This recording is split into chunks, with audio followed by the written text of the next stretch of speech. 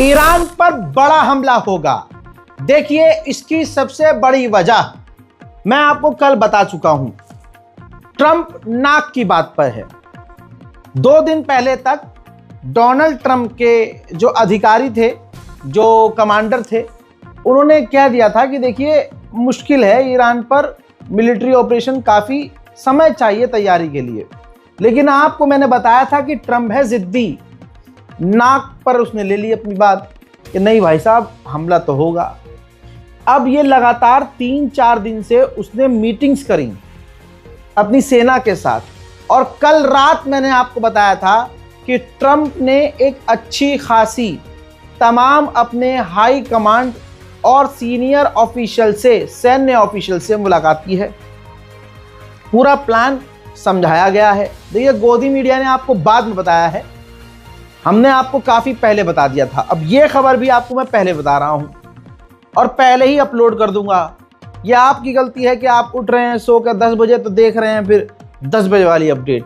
10 बजे तो मैं बहुत एंड वाली अपडेट देता हूँ, पहले वाली आप छोड़ देते हैं। इसे भी बहुत सारे लोग छोड़ देंगे, फिर आधी कहानी उनको समझ में आएगी, आधी नहीं आएगी। इसलिए इस रिपोर्ट को शेयर जरूर कीजिएगा। दोस्तों ये देखिए, डोनाल्ड ट्रंप ने अपने मुंह से खुद बोल दिया, हाईलाइट कर दिया गया है। ये देखिए, अभी तक तो इधर उधर के लोग बोल रहे थे, गैर अधिकार जो दूसरे लोग थे, है ना, लग रहा था कि लोग झूठ बोल रहे हैं। नहीं, अब क्या है मसला, ट्रंप ने अपने ट्रुथ सोशल मीडिया पर खुद लिख दिया है। जो चीज़ लिखी सबको इग्नोर कीजिए। आखिर की लाइन देखिए, आखिर की लाइन है हेल्प इज ऑन इट्स वे। ठीक, यानी जो मदद हम भेज रहे हैं, और मदद का मतलब क्या है पता है, मिसाइल, रॉकेट, ईरान के सैन्य अड्डों पर हमला। तो ये क्लियर हो गया है इस ट्वीट के बाद कि एक तो ये आदमी नाक वाला है, और अगर नाक पर है और नाक वाली बात है तो फिर ये तो हमला करेगा ही करेगा। इसके बाद दोस्तों कनाडा हो, ऑस्ट्रेलिया हो और खुद अमेरिका अपने नागरिकों से कह दिया है कि ईरान छोड़ दो, बिल्कुल एकदम तुरंत प्रभाव से भाग जाओ वहां से। तो इसका मतलब क्या है, ये तैयारी चल रही है खतरनाक ईरान पर बड़ा हमला करने की। अच्छा, ईरान पहले कह चुका है कि अगर हम पर हमला हुआ तो हम इजराइल को नहीं छोड़ेंगे, तुम हम पर हमला करोगे हम इजराइल पर करेंगे। अब इस वजह से आपको बता दूं कि इजराइल ने पिछले 24 घंटे में अपने तमाम एयर डिफेंस सिस्टम ऑन कर लिए हैं, और आयरन डोम भी पूरी तरह से एक्टिव है। ईरान के हमले के डर से इजराइल ने अपने तमाम जो अंडरग्राउंड, वो जो उसकी सुरंगें हैं, शेल्टर, बॉम्ब शेल्टर, उसको खोला। लेकिन कल डिनाई किया, नहीं जी ऐसी बात नहीं है, हमने कोई शेल्टर नहीं खोले। लेकिन हकीकत यह है शेल्टर वो पहले से खोल चुका है। अस्पतालों को ऑर्डर दे चुका है कि एक्स्ट्रा बेड लगाओ, ब्लड बैंक को पूरा भरो, कि चीज़ की कमी नहीं होनी चाहिए। तो क्योंकि देखिए इसमें अगर ये क्लियर है कि ईरान पर अगर हमला करता है अमेरिका, तो फिर वो इस तरह से हमला करेगा और इतना बड़ा हमला करेगा, ईरान इस काबिल ही ना रहे कि वो पलटवार करे या इजराइल पर हमला करे। इसी वजह से कहा जा रहा है कि इतना समय लग रहा है, और तैयारी ट्रंप की और अमेरिकी फौज की बड़ी है। उधर ये बात ईरान को क्लियर हो चुकी है कि ये जो आतंकवादी हैं, जो दंगाइयों के भेष में ईरान में पिछले 15-16 दिन से तबाही मचा रहे हैं, और अब सबूत भी ईरान के पास हैं। ऐसे में पुलिस चीफ जो ईरान के हैं, उन्होंने कहा है कि हम आखिरी दंगाई, आखिरी आतंकवादी को भी पकड़ेंगे जिन्होंने देश का नुकसान किया है। तो ये उन लोगों के लिए बड़ा खतरा है जो ईरान में रहकर प्रदर्शन के नाम पर तबाही मचा चुके हैं। अब वो छिपते फिरेंगे। वहीं देखिए, जर्मनी के चांसलर ने कह दिया है कि मेरा मानना यह है कि ईरान की जो रिजीम है उसका ये आखिरी समय चल रहा है जो अब खत्म होने वाला है। Wenn sich ein Regime nur noch mit Gewalt an der Macht halten kann, dann ist es faktisch am Ende. Ich gehe davon aus, dass wir jetzt hier auch gerade die letzten Tage und Wochen dieses Regimes sehen. Es hat ohnehin keine Legitimation durch Wahlen in der Bevölkerung. Die Bevölkerung steht jetzt auf gegen dieses Regime. Ich hoffe, dass es eine Möglichkeit gibt, diesen Konflikt friedlich zu beenden. Das muss das Mullah-Regime jetzt auch einsehen. Und wir stehen in engem Austausch mit der Amerikanischen. हज़रात मोहतरम, मैं आपको मंजर नहीं दिखा सकता, वो तस्वीर नहीं दिखा सकता, क्योंकि इस वीडियो को वहीं फिर YouTube डिलीट मार देगा या ब्लॉक हो जाएगा ये वीडियो। इस वजह से हम YouTube पॉलिसी को यूज़ कर रहे हैं और हम नहीं चाहते कि कोई भी कानून हम तोड़ें और आप तक खबर आना बंद हो जाए। तो दोस्तों बता दूं, 2000 ईरानी प्रदर्शनकारियों को कत्ल किया गया है। मरने वालों की संख्या 2000 हो चुकी है। अब इस 2000 में IRGC के भी लोग हैं, ईरान की मिलिट्री के भी लोग हैं, पुलिस के भी लोग हैं, रिटायर्ड अफसर भी हैं, जनरल कमांडर भी हैं, सीनियर अधिकारी भी हैं और आम लोग भी हैं। तो यानी मौत का आंकड़ा 2000 हो चुका है, जो कि बहुत ज़्यादा है। लेकिन आप जर्मन, फ्रांसीसी, अमेरिकी, इजरायली मीडिया को सुनेंगे और कुछ टटपुंजिये जो भारत के हैं लेकिन यहूदी बने हुए हैं सोशल मीडिया पर, ऐसे फर्जी अकाउंट क्लेम कर रहे हैं कि 10,000 प्रदर्शनकारियों को ईरान ने कत्ल कर दिया। 10,000 क्यों लिख रहे हो भाई, तुम पूरे 2 लाख लिखो ना। फिर इनका अलग चल रहा है। हजरात, ये CBS न्यूज़ बहुत बड़ा चैनल है। इसके मुताबिक 12,000 से ज़्यादा ईरानी बुरी तरह से घायल भी हैं। खुद इजराइल का मानना ये है कि इस प्रदर्शन की वजह से ईरान के 500 सिक्योरिटी से जुड़े हुए लोग, जो मैंने बताया IRGC, पुलिस के जवान, फौज के जवान मारे गए हैं। समझ रहे हैं, 500। अब बताइए, ईरान पर अगर हमला आज से पहले हुआ भी तो क्या इतना नुकसान हुआ जितना इस प्रदर्शन में हुआ, सो कॉल्ड प्रदर्शन?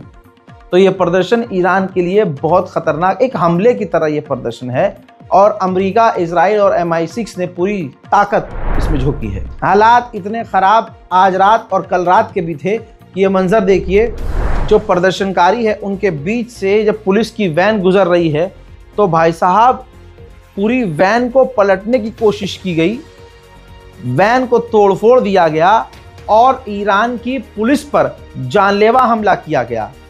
अभी ये जिन पुलिस वाले पर हमला हुआ है, जिंदगी और मौत की जंग लड़ रहे हैं और ICU में हैं। उधर अब रूस ने फिर से बोला, बार बार कई बार बोल चुका है, रशिया ने फिर रिपीट किया है कि ईरान के प्रदर्शन में जो इंटरनल प्रदर्शन है उसका खुद का ये मामला है, इसके अंदर बाहरी ताकतें इन्वॉल्व ना हो तो ज़्यादा बेहतर है। हजरात, ईरान ने बड़ा खुलासा किया है। मेरे पीछे एक ब्लर वीडियो चल रहा है, ये देखिए, और ये हमने नहीं किया है, ये तस्वीर ऐसी है कि आगे से ईरानियन ऑफिशियल ने इसको ऐसे ही जारी किया है। हजरात, इस वीडियो के अंदर ईरान में मारे गए प्रदर्शनकारियों की लाशों के अंबार हैं। अल्लाह अकबर। और ईरान के ऑफिशियल्स ने ये वीडियो जारी किया और बताया कि ये जितने प्रदर्शनकारी हैं इनके सर के ऊपर गोली लगी है। वो भी सामने से गोली नहीं चली है, गोली ऊंचाई से चली है, तो गोली तिरछी घुसी है सर के अंदर, यानी सामने से, पीछे से, दाएं बाएं से नहीं चली है गोली, ऊपर से चली है। यानी जो बंदूकधारी थे वो ईरान की ऊपर बिल्डिंगों में तैनात थे और वो प्रदर्शनकारियों को ऊपर से मार रहे थे, जिसका इल्ज़ाम ईरान की अथॉरिटी पर लगाया गया। तो मूसाद और इजराइल, आप समझ रहे हैं, इस तरह से प्रदर्शनकारियों को कत्ल कर चुका है और न जाने कितने कत्ल किए होंगे। इल्ज़ाम ईरान की अथॉरिटी पे लगाया और ये काम करके पूरा फ़ायदा इजराइल को, अमेरिका को मिला। भाई, प्रदर्शनकारी जब मारे गए तो इल्ज़ाम ईरान की सरकार पर लगा। प्रदर्शनकारियों में जो प्रदर्शन नहीं कर रहे थे, अभी जो शांत बैठे थे, वो भी खुंदक में आकर सड़क पर आ गए। फिर उनमें भी कई लोग ऊपर से गोली चलाकर मार दिए गए। तो भाई, पूरा बड़ा षड्यंत्र जो किया गया है, इसमें इजराइल और अमेरिका का बहुत बड़ा हाथ, बल्कि हाथ क्या, वो उनका हाथ पैर मुंह सब है। उधर चाइना ने भी ट्रंप के खिलाफ नाराजगी जताई है, कहा कि जो 25% टैरिफ की धमकी का ऐलान किया है कि जो भी ईरान के साथ ट्रेड करेगा उस पर 25% और टैरिफ लगाया जाएगा, हम इसके खिलाफ हैं। ये सरासर गलत है, अमेरिका को ऐसा नहीं करना चाहिए। हजरात, कतर की सरकार ने पहली बार बोला, कतर क्यों बोला बता रहा हूँ, कतर में अमेरिका का बेस है, ठीक, और काफ़ी बड़ा बेस है। कतर को पता है कि अगर, भाई ईरान पता है क्या कह रहा है, ईरान ने कहा है कि जिस भी बेस से हमारे मुल्क पर हमला हुआ, चाहे वो सऊदी हो, बहरीन हो, कतर हो, कोई भी देश हो, जहां से भी अमेरिका ने अपने अड्डे से हम पर हमला किया, हम उस मुल्क के बेस को निशाना बनाएंगे, हम पलटवार करेंगे। कतर की हवा टाइट हो गई, उसको डर लग गया, तो भाई कतर ने पहली बार ऑफिशियल स्टेटमेंट दिया और कहा कि हम दोनों से कांटेक्ट में हैं, दोनों से हम बात कर रहे हैं और हम ये चाहते हैं बातचीत के जरिए मामला हल हो जाए। بالنسبة لإيران طبعا سمعتم جميعا عن الاتصالات اللي جرت خلال الأيام الماضية، سواء اتصال مع رئيس مجلس الوزراء وزير الخارجية مع وزير الخارجية الإيراني، أو الاتصال الذي جرى وذكرته وسائل الإعلام بين المبعوث الأمريكي ووزير الخارجية الإيراني. هناك اتصالات حثيثة تجري في المنطقة، نحن بلا شك طرف في هذه الاتصالات كما ذكرت سالفا، وندعم بكل السبل طبعا حل الخلافات بين الطرفين بالشكل السلمي. التحديات كبيرة في المنطقة، ونحن اليوم نتحدث طبعا عن تحديات داخلية وخارجية في مختلف دول المنطقة تستلزم علينا جميعا العودة إلى طاولة الحوار والوصول إلى الحلول السلمية، وبالتالي دولة قطر منخرطة في كثير من هذه الاتصالات. हजरात, दूसरी तरफ डोनाल्ड ट्रंप ने, जी हाँ, डोनाल्ड ट्रंप ने अभी 2 घंटे 3 घंटे पहले ईरान से जो भी डिप्लोमेटिक्स बातचीत चल रही थी रद्द कर दी है, और इसकी जानकारी ट्रंप ने खुद दी है। ट्रंप ने कहा कि तमाम आधिकारिक तौर पर जो हम ईरान से बात कर रहे थे, हमने बात करनी बंद कर दी है। अब दोस्तों, ईरान में 3 से 4 दिन हो चुके हैं इंटरनेट सेवाएं बंद हैं। हालांकि ईरान ने ऐलान किया था हम इंटरनेट चालू कर देंगे, लेकिन फिर ईरान ने अपना फैसला वापस लिया क्योंकि प्रदर्शन अचानक से फिर तेज होने लगे थे। ठीक ऐसे में दोस्तों, आपको बता दूं कि ईरान को फिर से बड़ी कामयाबी मिली है। कुछ दंगाई, ज़्यादातर दंगाई स्टारलिंक सैटेलाइट इस्तेमाल करके, डिवाइस स्टारलिंक का होता है, जैसे आपके घर में टीवी का जो छतरी लगा हुआ होता है ना, DTH, ऐसे ही भाई स्टारलिंक का इंटरनेट यूज़ करने के लिए डिवाइस चाहिए होता है। तो ये देखिए दोस्तों, बड़ी मात्रा में, जी हाँ, बड़ी मात्रा में शिपमेंट स्टारलिंक के डिवाइस की, भाई हज़ारों की तादाद में। सोचिए, ये ईरान को मेरे हिसाब से सबसे बड़ी कामयाबी है, वरना ईरान का बेड़ा गर्क तो ऐसे ही कर रहे हैं अमेरिका इजराइल। ये देखिए भाई साहब, हज़ारों की तादाद में स्टारलिंक की डिवाइसेस मिली हैं, जब्त कर ली है ईरान ने। ये गैर कानूनी है। ईरान ने जब अलाउ नहीं किया है तो स्टारलिंक कैसे इस्तेमाल हो सकता है।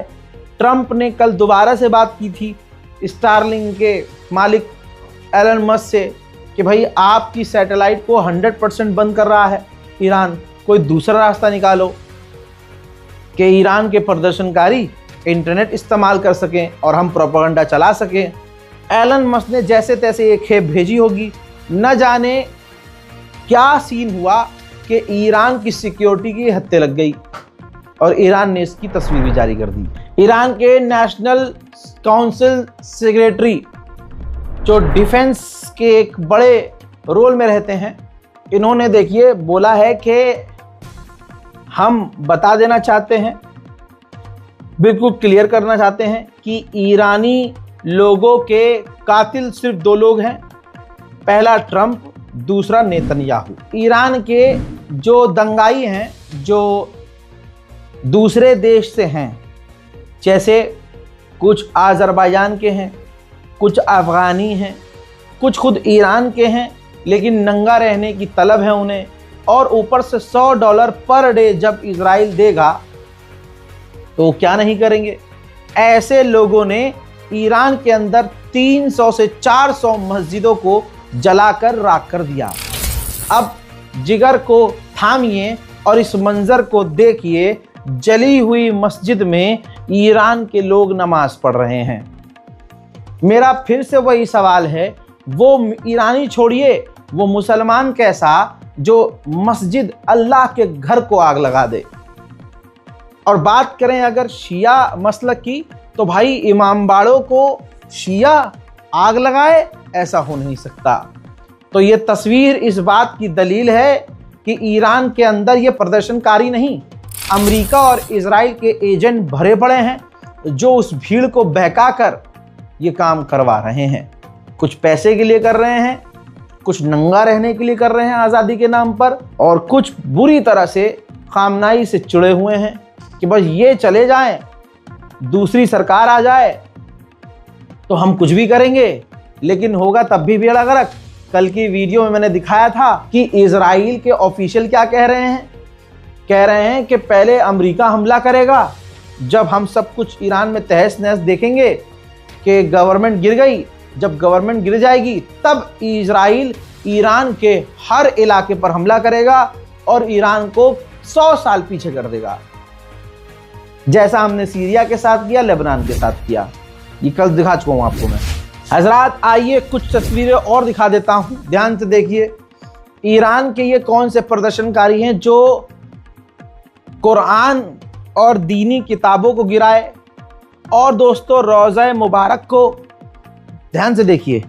ये दंगाई पूरी दुनिया में अगर ऐसा दंगाई कहीं दंगा करेगा तो कोई भी देश हो और कोई भी, आप समझिए कोई भी देश हो और कोई भी हो इंसान, उसे टेररिस्ट ही माना जाएगा उस देश के द्वारा। तो आप ये देखिए, इमामबाड़ों में आग लगाई, मस्जिदों के अंदर कुरान को गिराया, कुरान की तौहीन की, मस्जिद को जलाया, और अमेरिका और इजराइल इन्हें शांतिपूर्वक प्रदर्शनकारी कह रहे हैं, जो शांतिपूर्वक तरीके से प्रदर्शन कर रहे हैं। दोस्तों उधर डोनाल्ड ट्रंप ने बहकाया और भड़काया है। किस तरह से? अभी तक तो रजा पहलवी भड़का रहा था। हजरात ट्रंप ने कहा ईरानियों को कि प्रदर्शन करते रहो और कब्जा करना जारी रखो, ठीक, और कहा कि उन लोगों के चेहरे नाम याद रखो जिन्होंने तुम्हें नुकसान पहुंचाया है, मारा है। अब किसी देश का राष्ट्रपति किसी दूसरे देश के जनता को इस तरह से कह रहा हो, भड़का रहा हो, तो आपको क्या लगता है? बहुत साफ दिल का है ट्रंप। सारी दुनिया के सामने अमेरिका की असलियत आ चुकी है। कभी भी ईरान पर बड़ा हमला हो सकता है। फिलहाल के लिए यही अपडेट है अभी, और क्योंकि आधी रात को ये अपडेट दे रहा हूं और मुझे पता है 80% जो हिंदुस्तानी है, भारतीय, वो सो रहे होंगे। इंतजार कीजिए मेरे अगले अपडेट का। जो जाग रहा है उसको अपडेट दे रहा हूं। अगर आप ये बाद में अपडेट देख रहे हैं तो मुन्ना ये गलती आपकी है। इंतजार कीजिए मेरे अगले अपडेट का। जब तक के लिए वस्सलाम।